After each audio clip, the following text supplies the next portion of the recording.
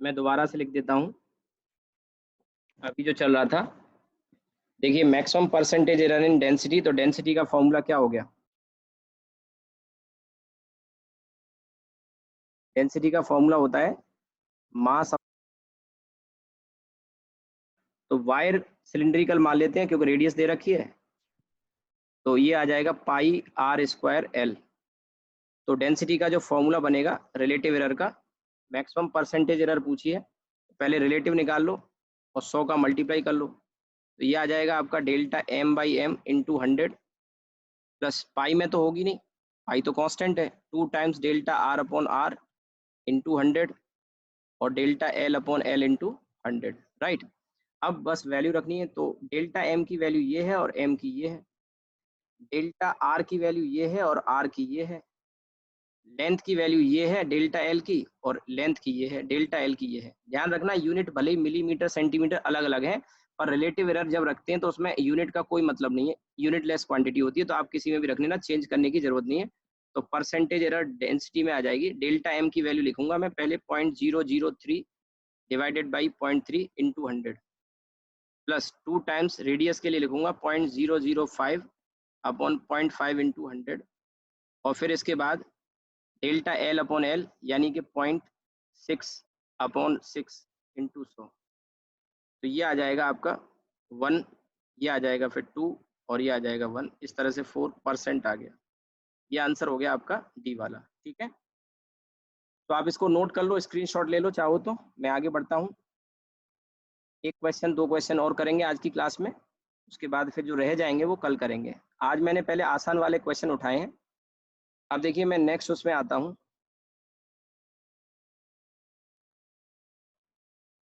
Question पर एक और जेई मेन का क्वेश्चन ये पीछे,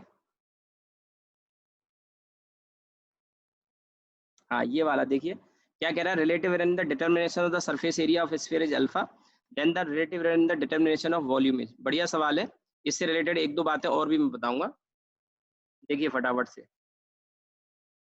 तो इसमें सबसे पहले तो ये समझो कि इसमें सरफेस एरिया का फॉर्मूला क्या होता है। सरफेस एरिया का फॉर्मूला होता है 4 पाई आर स्क्वायर।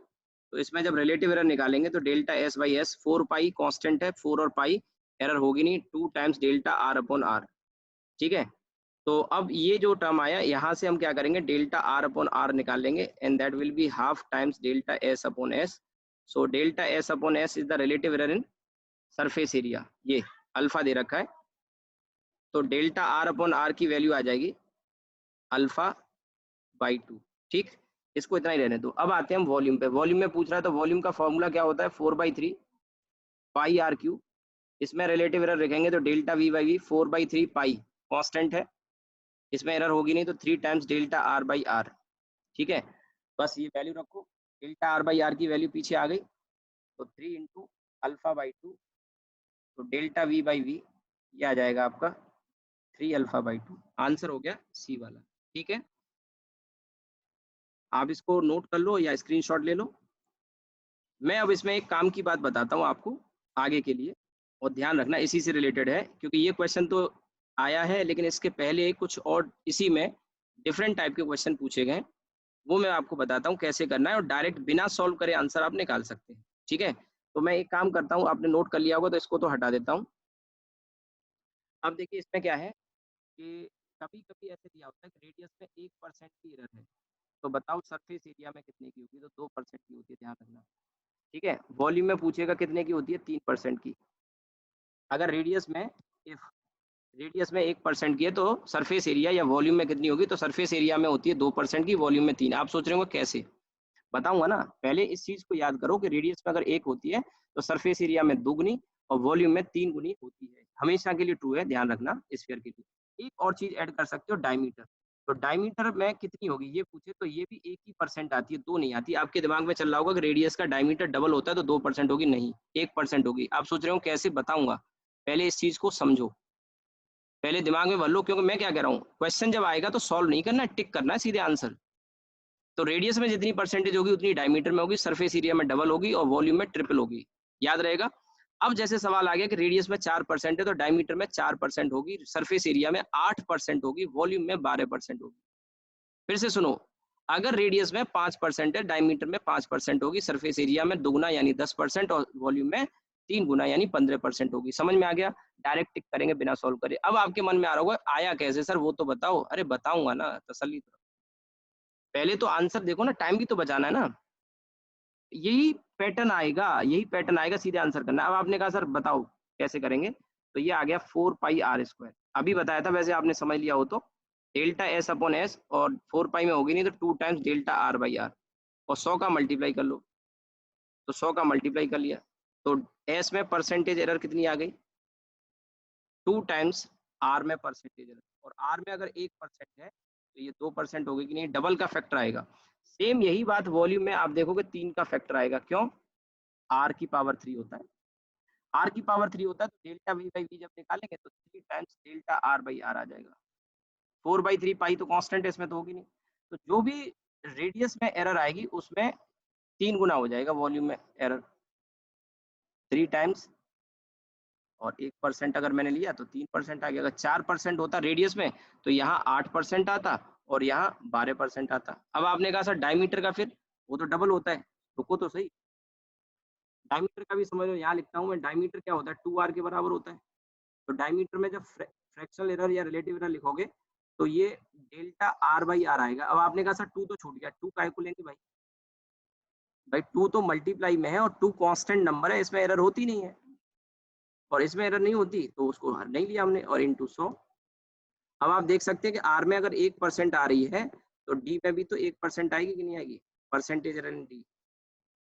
इसीलिए मैंने कहा था वो 2 का फैक्टर लगता है कि 2 का फैक्टर आएगा, लेकिन आएगा नहीं। तो जितनी रेडियस में एरर होगी उतनी डायमीटर में एरर होगी। बात समझ में आ गई? आप इसको फटाफट से स्क्रीनशॉट ले लो या नोट कर लो। ठीक है, ठीक है, चलिए अब आगे बढ़ते हैं, एक और एग्जाम्पल लेते हैं, मैं इसको हटा देता हूँ, और ये एग्जाम्पल आखिरी होगा आज की क्लास का। इसके बाद जो रह जाएंगे अच्छे सवाल हैं कल की क्लास के लिए। तो कल की ये वाले जो क्वेश्चन है जेईई मेन 2015 में, और ये एनसीईआरटी का ये वाला क्वेश्चन जो आगे आ गया, इसी पर बेस्ड आया, पूरा छपा हुआ क्वेश्चन है डिट्टो, और इसी पर बेस्ड फिर एक आगे क्वेश्चन आया है एनसीईआरटी का ही, ये वाला, यही क्वेश्चन सेम सेम यही क्वेश्चन है 2014 में। इसका आंसर 2.7 बी वाला आंसर होगा, एग्जैक्ट तो 2.7 है, सेम यही क्वेश्चन है। ये देखिए ये वाला, इसमें 0.27 दिखाई दे रहा होगा नीचे से चौथी लाइन में, 0.27, इसमें 100 का मल्टीप्लाई करेंगे 2.7, राउंड ऑफ करके 3% लिख दिया है। ठीक है, और मैं बात कर रहा हूँ इस वाले क्वेश्चन की, डिट्टो 2014 में 2015 में, अभी नीट में आना बाकी है, नीट में आएगा ये सवाल, सोच लो। और इसी पर बेस्ड क्वेश्चन एक और 2019 में आया, वो भी मैं दिखा दूंगा आपको। 2019 में आया हुआ सवाल डिट्टो, मतलब डिट्टो नहीं, केवल वैल्यू चेंज कर दी है।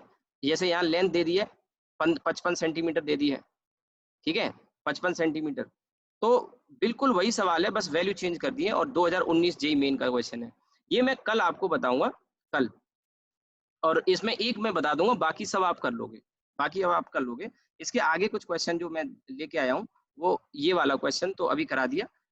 ये वाला जो क्वेश्चन है ये आईआईटी एडवांस 2010 का बढ़िया सवाल है, उसी पर बेस्ड है, पर थोड़ा सा हिंट की जरूरत पड़ेगी, इसमें हेल्प की जरूरत पड़ेगी मेरी की, लेकिन कर सकते हो, अगर स्मार्ट होंगे तो आप इसको कर लेंगे। ये कल मैं बताऊंगा। इसमें ये वाला क्वेश्चन आईआईटी एडवांस का है, 2 पार्ट में है ये, मतलब आगे पीछे को इमेज ऐसे लेनी पड़ी मुझे, किताब में दिया था। ये आप देखिए 2008 का सवाल है, बढ़िया एग्जाम्पल है ये भी। ये थोड़ा हिंट की जरूरत पड़ेगी। ये वाला क्वेश्चन यंग्स मॉडुलस का है। यंग्स मॉडुलस का फॉर्मूला अभी 11th क्लास में आपने पढ़ा नहीं है, आगे आएगा, तो ये मैं आपको बताऊंगा, आगे फॉर्मूला बता दूंगा, बाकी आप कर लोगे। ठीक है, कल करेंगे इसको। अब एक सवाल जो आज मैं कराना और चाहूंगा, फटाफट से वो और देख लो। ये क्वेश्चन अभिषेक ने पूछा था क्लास में, उस दिन हमने डिस्कस किया था, 12.6 ये डायमीटर और हाइट।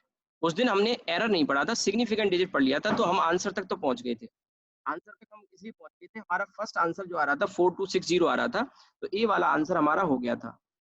और बाकी का ये वाला पार्ट हमसे नहीं निकला था। क्यों नहीं निकला था? क्योंकि हमने उस दिन एरर नहीं पढ़े थे। आज मैंने एरर पढ़ा दिए, कल पढ़ा दिए थे आपको, तो आज एरर वाले पार्ट से ये वाला पार्ट भी आप निकाल लोगे यहाँ तक। लेकिन ये हमारा आंसर आ गया था तो हमने इसे टिक कर लिया था। मैंने कहा था कि 80 वाला अभी नहीं निकाल पाएंगे, आगे एरर पढ़ाऊंगा तब आएगा। तो अब देखो कैसे करेंगे इसको, और ये आज का आखिरी सवाल है, इसके बाद हम क्लास को ऑफ कर देंगे। तो अब देखिए क्या कह रहा है, वॉल्यूम। वॉल्यूम का फॉर्मूला होता है पाई r²l, लेकिन यहाँ डायमीटर दिया है तो r की जगह d/2 रखेंगे, तो पाई d² by 4 × l। अब इसमें वैल्यू रखनी है, तो पाई की वैल्यू 22/7 × 4, और सिग्निफिकेंट डिजिट की बात कर रहा है उसने, सिग्निफिकेंट फिगर में ये क्वेश्चन बताया था, और बताया मैंने इसलिए था कि भले हमें एरर नहीं आती लेकिन आंसर एक ये वाला मैच कर रहा था, तो इसी से आंसर हो गया। तो मैंने बताया ना, कई बार हमें अगर आधा भी आ रहा है तो कई बार ऑप्शन ऐसे मिल जाते हैं कि आंसर हो जाता है, पर एरर का क्वेश्चन और सिग्निफिकेंट डिजिट दोनों का कॉन्सेप्ट है इसमें, तो हम दोनों को अब कर सकते हैं, क्योंकि सिग्निफिकेंट डिजिट और एरर हमने दोनों पढ़ लिया, उस दिन केवल सिग्निफिकेंट डिजिट पढ़ा था। तो 22/7 × 4, और डी डायमीटर 12.6 है सेंटीमीटर में, और ये फिर लेंथ है, हाइट है सेंटीमीटर में, वॉल्यूम सेंटीमीटर क्यूब में, तो यूनिट चेंज करने की जरूरत नहीं पड़ेगी, ऐसे ही रखो 12.6 का स्क्वायर और इनटू लेंथ 34.2।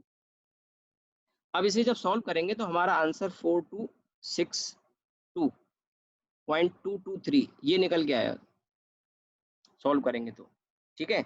लेकिन अभी क्या है, सिग्निफिकेंट डिजिट का ध्यान रखते हुए सॉल्व करना है। तो यहाँ मल्टीप्लाई कर रहे हैं, तो देखिए इसमें कितने डिजिट हैं, इसमें 3, इसमें कितने हैं 3। अब 22/7 में मैंने पहले भी बताया, कई बार आपको बताया ना, 22/7 एग्जैक्ट नंबर है, 4 एग्जैक्ट नंबर है, इनमें दोनों में कितने डिजिट होते हैं, सिग्निफिकेंट डिजिट इनफाइनाइट होते हैं, बताया था एग्जैक्ट वैल्यू में। तो 22.6 और 34.2 ये जो दोनों वैल्यू, इनमें 3 सिग्निफिकेंट डिजिट है, 3 सिग्निफिकेंट डिजिट है।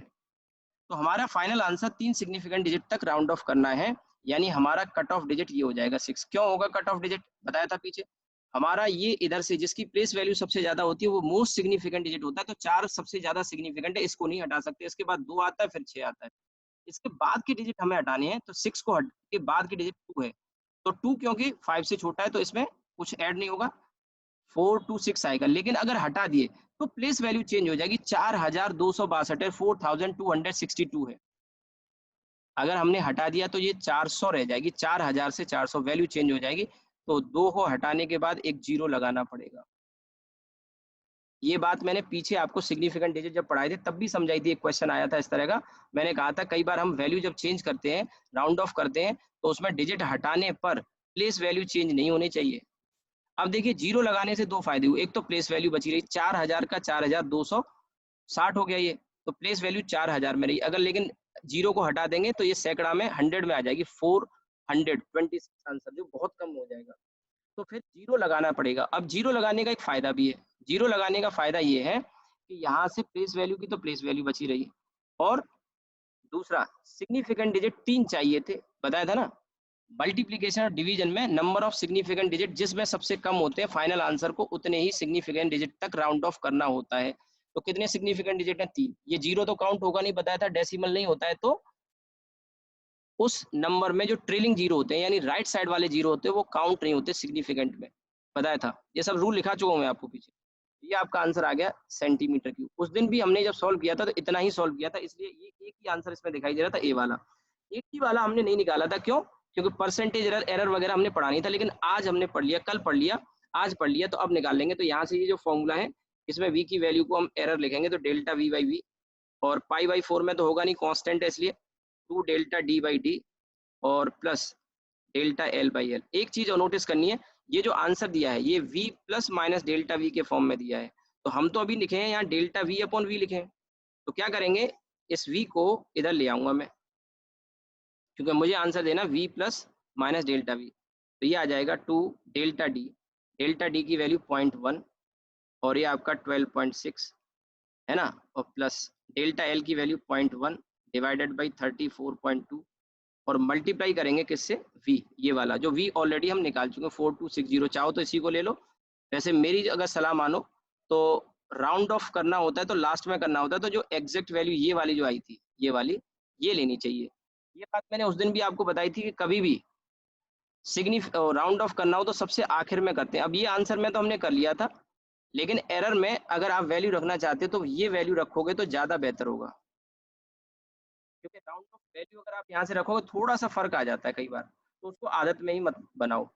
तो ये ले लो, और इसको सॉल्व करने के बाद ये वैल्यू आती है आपकी यहाँ से, इसको सॉल्व करके मैं अगर आपको बताऊं तो ये वैल्यू 80.11 आ रही है, 81.11। तो इसे फिर अब राउंड ऑफ करके लिख लो, 2 ही डिजिट में लिख लो।